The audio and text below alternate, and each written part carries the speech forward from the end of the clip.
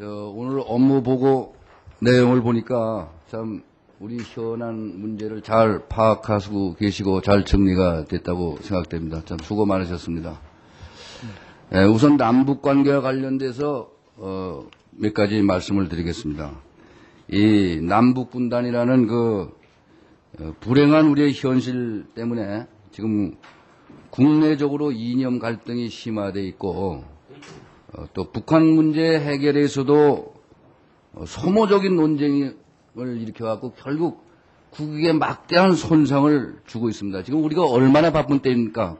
국제적으로 위상을 높여야 될 일이 한두 가지가 아닌데 이 소모적인 논쟁을 마치 국민의 정서를 자기 쪽으로 이끌어서 다른 정치적인 목적을 가지고 이용하는 저는 이런 것이 참 불행한 이런 현실이라고 생각을 합니다. 여기에는 지금 어떤 문제점에서 이렇게 이런 문제가 생겼냐 하는 걸 제가 좀 말씀드리고 싶습니다. 이 남북관계 정책 수립이라는 것은 두 가지 관점에서 봐야 된다고 생각을 합니다. 하나는 정책 목표입니다. 남북관계에 대한 정책 목표이고 또 하나는 이를 달성하기 위한 정책 수단을 어떻게 사용할 것이냐. 이게 나누어서 생각을 해야 된다고 생각을 합니다. 이런 점에 대해서 우리 정부가 기본적인 스탠스를 유지하지 못하고 북한의 전략에 끌려다니지 않는가에 대해서 우려가 있습니다. 정책 목표는 말할 거 없습니다. 평화적인 남북 통일. 여기에는 우리 국민 전체의 이론이 있을 수가 없습니다. 그러나 정책 수단은 여러 가지가 있을 수 있습니다. 지금 가장 쟁점이 되고 있는 대북 지원, 뭐 인도적 지원이든 경제적 지원이든 무슨 어떤 형태의 지원, 하나의 방법이죠. 그 이외에 또는 문화, 예술, 종교, 체육 등 다방면의 남북 교류를 통한 남북 주민 간의 이해 증진, 이것도 하나의 방법입니다. 또한 지금 북핵 위협을 하고 있는 북한의 이런 못된 행동에 대한 국제적인 제재와 압박, 이런 것도 하나의 수단입니다.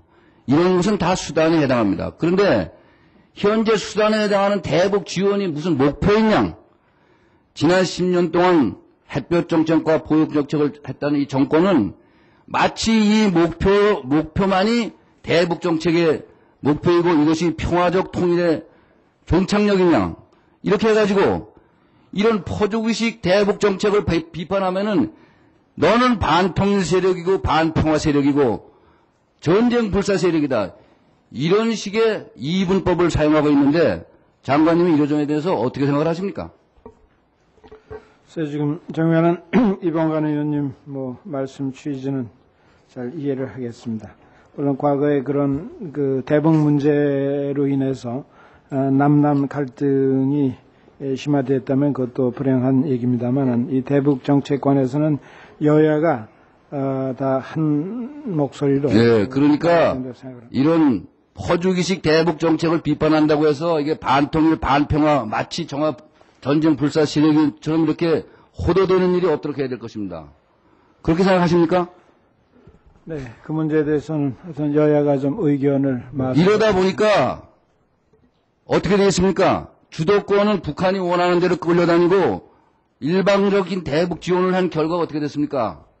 북한 주민들의 삶의 향상에 얼만큼 보탬이 됐습니까? 오히려 북한의 지배계층과 국방력 강화에 전용됐다는 의심이 갈 정도가 아니겠습니까? 그 결과는 지금 우리한테 뭘로 와 있습니까? 핵이라는 협박으로 와 있습니다, 지금. 우리가 모든 것이 다 좋지만 이런 수단에 너무 엉망이어갖고 과연 그 정책을 수행하기 위해서 아까 말씀드린 대로 다방면의 남북 교류를 통한 상호 이해 증진과 이런 문제에 대해서 정부가 적극적으로 대처할 용의는 있습니까? 네, 앞으로 남북 간의 그런 교류 증진이 매우 중요하다고 생각을 하고 있습니다. 네. 다음은 한미 방위 분단 문제에 대해서 말씀드리겠습니다. 지금 미국과 방위비 협상을 하고 있는 것이 언론에 보도된 데 대해서 여러 가지 문제점을 제기하고 있습니다. 지금 방위비 분담금이 7,400억 수준에 이르고 이는 국방 예산의 2.78%에 달하는 막대한 금액이라고 합니다. 이를 총액으로 결정하고 일정 지표를 토대로 매년 분담금이 정액되고 또 상세한 내용이 공개되지 않는 것을 문제점으로 지적하고 있습니다. 지금 언론 보도에 의하면 지난 8월에 열린 내년 이후의 분담금 협상에서 미 측이 물가 인상 수준인 2.5%의 6배에 가까운 14.5%의 증액을 요구했다는데 사실입니까? 네, 그렇습니다.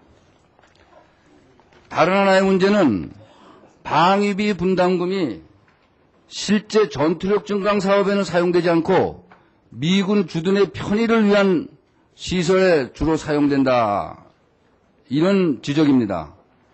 우리가 방위비를 분담하기 시작한 91년에는 전투력 증강과 밀접한 관계가 있는 CDIP, 연합방위력 증강사업이라고 합니다. 여기에 34%, 군수 분야에 31%로 사용됐는데 이 분야의 비중이 점점 줄어들어서 작년과 올해에는 소위 연합방위력 증강 사업에는 한 푼도 사용되지 않고 있습니다.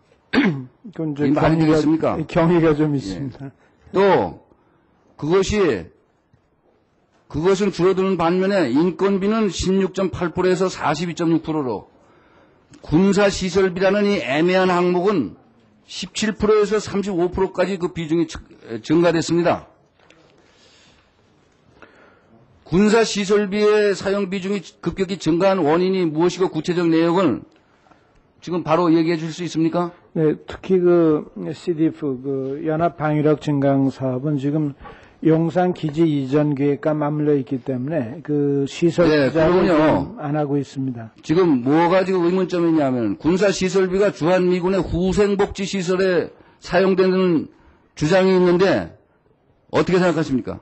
일부는 아마 후생복지라는 것이 전투력 증강, 사기 이런 것도 연관됐기 때문에 그 후생복지에 투입되는 것이 나쁘다고 하기는 좀 어렵다고 생각을 합니다. 그러면 후생복지 시설도 군사시설에 해당한다고 봅니까? 군사시설 하지만 전투력 증강, 연합방위 능력 증강 사업의 하나로 해석을 하고 있습니다. 주한미군 주둔 문제는 이거는 더 나을 것 없이 우리에게는 꼭 필요하고 어떤 이론은 없습니다. 그러나 방위비 분담 문제는 다른 문제입니다. 우리도 이걸 따질 것을 따져서 실질적인 우리 이득이 있도록 이걸 방위비 분담 법정에서 철저한 배려를 해주시기 바랍니다. 네, 잘 알겠습니다. 네, 이범관 의원님 수고하셨습니다. 다음은 민주당의 박주선 의원님 질의해 주시기 바랍니다.